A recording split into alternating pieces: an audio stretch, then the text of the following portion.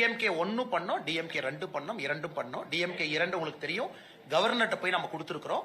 குறிப்பா ஒரு பெரிய லிஸ்ட்டை போய் கவர்னர் ஆஃபீஸ்ல கொடுத்து நம்ம பிரஸ் நோட்டா ரிலீஸ் பண்ணிருக்கோம், ரத்து பண்ணிருக்கோம்.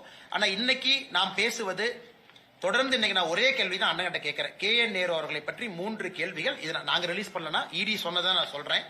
ஒரு அடிப்படை FIR கூட போட முடியாத ஒரு சமுதாயமாக மாறி இருக்கும். FIR போட்டுட்டு KN நேரு இன்னசென்ட்னு சொல்லிட்டு வேறங்கன்னா KN நேரு அவர்கள் FIR போட்டாங்க பாருங்க, நான் இன்னசென்ட், நான் கோர்ட்ல போய் ப்ரூவ் பண்றேன், அந்த கருத்தை நான் ஏற்கிறேன், கோர்ட்ல பாத்துக்கலாம், இன்வெஸ்டிகேஷன்ல பாத்துக்கலாம். ஆனா தமிழகத்தினுடைய முதலமைச்சர் அவர்கள் காவல்துறைக்கு ஒரு FIR பதிவு செய்வதற்கே நான் அனுமதி கொடுக்க மாட்டேன் என்று சொன்னால் உண்மையாலுமே இங்க இறையாண்மை இருக்கா? உண்மையாலுமே மக்கள் ஆட்சி நடக்குதா? உண்மையாலுமே அரசியலமைப்பு சட்டத்தின்படி தான் இந்த ஆட்சி நடக்குதாங்கிற கேள்வி எல்லோரும் வைக்கிறாங்க.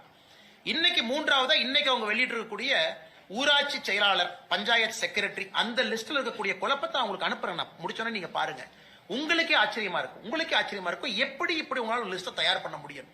எல்லாத்திலையும் வெளிப்படையா ஊழல், பார்த்தாலே ஊழல்னு தெரியுது. அதை நீங்க தைரியமா வேற பண்றீங்களா? யாரும் கேட்க மாட்டாங்கன்னு என்ன அர்த்தங்கிறதா என்னுடைய கேள்விங்க.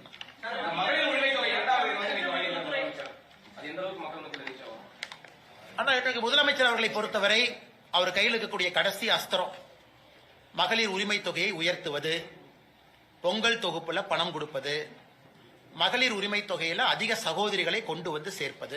இதுதான் கடைசி அஸ்திரம். இதை தவிர அஸ்திரம் கிடையாதுங்க.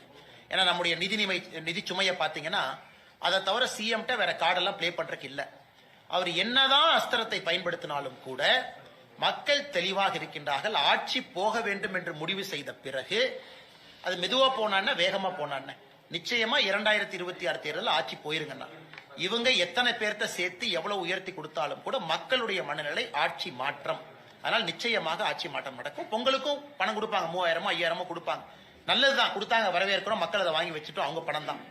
ஆனா இன்னைக்கு இவ்வளவு சொல்ற முதலமைச்சர் ஆட்சிக்கு முதல் 17 18 19 மாசம் பணம் கொடுக்கல, 1000 ரூபாய். அதையும் சேர்த்து கொடுத்தாருன்னா கொஞ்சம் சந்தோஷமா இருக்கும்லங்கண்ணா. அதையும் சேர்த்து கொடுத்தா ஆட்சிக்கு முதல்ல கொடுக்காததுக்கும் 1000 ரூபாய் கணக்கு போட்டு மொத்தமா ஒரு அக்கௌண்ட்டுக்கு 30,000 ரூபாய் அனுப்பிச்சு விட்டாருன்னா ஹாப்பியா இருக்கும்ல. அதை பண்ண மாட்டாரு. அதையும் பண்ணட்டும். அதனால ஓட்டு மாறுமா, அதனால ஆட்சி மாறுமான்னு பாப்பாங்க.